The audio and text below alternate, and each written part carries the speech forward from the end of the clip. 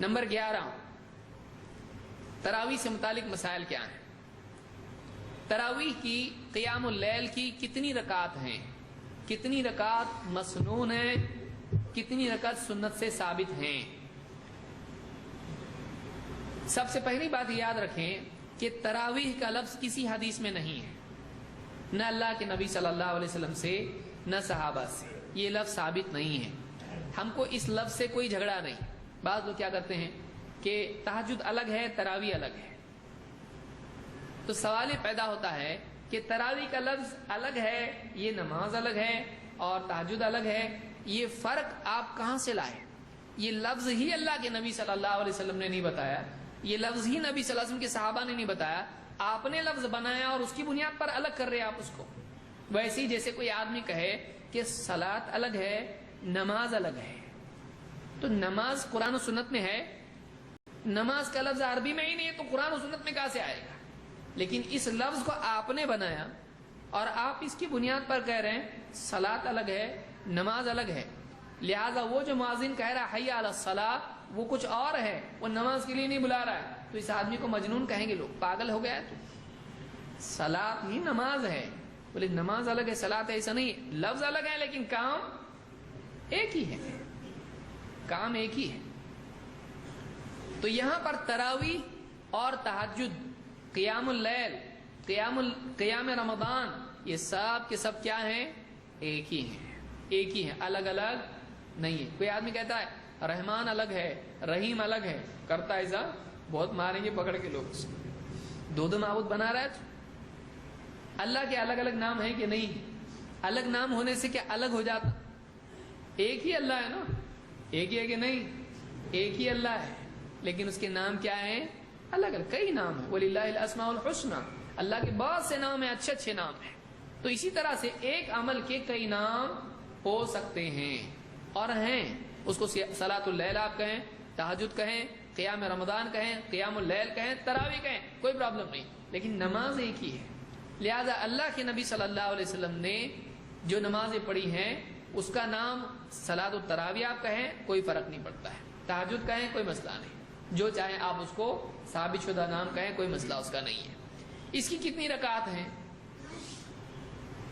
ابو سلمہ کہتے ہیں کہ انہوں نے عائشہ رضی اللہ تعالیٰ عنہ سے پوچھا کیف کان صلاۃ رسول اللہ صلی اللہ علیہ وسلم فی رمضان، رمضان میں اللہ کے نبی صلی اللہ علیہ وسلم کی نماز کیسے ہوا کرتی تھی؟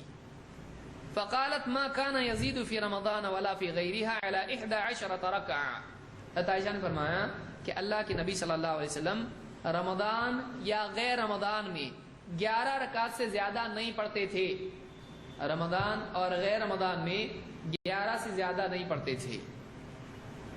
یصلی 4 فلا تسأل عن حسنہن وطولہن، آپ 4 رکعت پڑھتے تھے اور پوچھ مت ان کے حسن کے بارے میں، ان کے طول کے بارے میں، کیسی عمدہ اور کیسی لمبی 4 رکعتیں پڑھتے تھے۔ ثم یصلی 4 فلا تسأل عن حسنہن وطولہن، پھر اس کے بعد آپ 4 پڑھتے تھے اور مت پوچھ کہ وہ کتنی اچھی اور کتنی لمبی ہوتی تھی۔ ثم یصلی 3، پھر آپ 3 رکعت پڑھتے تھے۔ فقلت یا رسول اللہ اتنام قبل ان توتر، میں نے آپ سے پوچھا اے اللہ کے رسول آپ وتر سے پہلے ہی سو بھی جاتے ہیں؟ قال یا عائشہ ان عینی تنامان ولا ینام قلبی، آپ نے فرمایا اے عائشہ میری آنکھیں سوتی ہیں، میرا دل نہیں سوتا ہے۔ اس کو امام البخاری اور مسلم دونوں نے روایت کیا ہے۔ اس میں کئی باتیں ہیں، میں اختصاراً ذکر کر رہا ہوں کہ یہاں پر حضرت عائشہ سے پوچھا گیا رات کی نماز کتنی، حضرت عائشہ نے نہیں کہا کہ پہلے 20 تراویح کی پھر 11 تہجد کی، بتائیں ایسا نہیں، ایک ہی نماز بتا رہی ہیں۔ تو پوری رات میں اگر کوئی 2 نمازیں ہوتی تو بتاتی کہ پہلے آپ نماز میں عشاء کے بعد میں 20 پڑھتے تھے، پھر اس کے بعد میں آخر رات میں اٹھ کے آپ 11 پڑھتے تھے تہجد کی، تو 2 نمازیں اس طرح سے حضرت عائشہ نے بتائیں نہیں، صرف 11 نماز چاہے رمضان ہو چاہے غیر رمضان ہو 11 پڑھتے تھے۔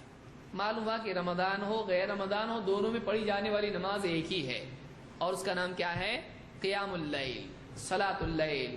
تو اس کو نام کے الگ ہونے سے نماز الگ ہوتی ہے نہیں۔ کوئی آدمی کہے رمضان کے مہینے میں جو فجر کی نماز ہوتی ہے اس کا دوسرا نام ہے، کیوں؟ بولے سال بھر الگ ہوتی ہے، رمضان میں الگ ہوتی ہے. کیوں بھائی؟ تو رمضان میں بھی وہی ہے اور سال بھر بھی وہی ہے. 5 نمازوں کے نام بدلیں گے آپ رمضان میں، رمضان فجر، رمضان ظہر، رمضان عصر، رمضان عشاء کر سکتے آپ؟ تو رمضان کا مہینہ آیا تو اس سے پرابلم کیا ہے آپ کو؟ وہ ایک ہی نماز ہے، چاہے رمضان ہو غیر رمضان ہو. تو اس کے لیے آپ نام بدل کر اس کو زبردستی نماز الگ بنا دو، یہ غلط ہے. یہاں پر ایک سوال یہ پیدا ہوتا ہے کہ 4 ذکر کی گئی ہیں نا، تو حضرت عائشہ ہی کی روایت میں ملتا ہے کہ آپ ہر 2 رکعات کے بعد کیا کرتے تھے؟ سلام پھیرتے تھے. تو یہ 4 کیسی تھیں؟ 2-2. اسی لیے آج بھی کیا کرتے ہیں؟ 4 رکعت کے بعد تھوڑا رکتے ہیں، اس کے بعد 4 رکعت پڑھتے ہیں. کوئی آدمی کا 4 ہیں، 2 کیسا ہوئی؟ تو آپ کہتے تراویح کی کتنی رکعت ہے آپ بتاؤ؟ 20 ایک ساتھ پڑھتے. تو 20 کیوں بولے آپ؟ جب آپ نے تراویح کی 20 رکعت بتائی تو آپ کو 20 ایک سلام سے پڑھتے آپ نہیں. تو تراویح کی 20 رکعت جب آپ کہہ رہے ہو تو اس میں آپ کے دل میں آپ کو معلوم ہے 20 لیکن کیسی؟ 2. تو یہ بھی 4 لیکن کیسی؟ 2. کون کہہ رہا؟ ہم کہہ رہے ہیں، حضرت عائشہ خود فرما رہی ہیں. مسلم کی، بخاری کی روایت آپ دیکھیں، اس میں آپ کو ملے گا، عام طور سے کتابوں میں ہے، حضرت عائشہ فرماتی ہیں کہ آپ صلی اللہ علیہ وسلم ہر 2 رکعت کے بعد سلام پھیرتے تھے. تو اکٹھی اگر کسی کو کہا جائے، جیسے کوئی کہے 11 رکعت تراویح ہے، 8 رکعت تراویح ہے، کیا اس کا یہ مطلب ہوتا ہے کہ 8 رکعت ایک سلام سے؟ نہیں، وہ ٹوٹل بتا رہے ہیں، ایک سیٹ بتا رہے ہیں.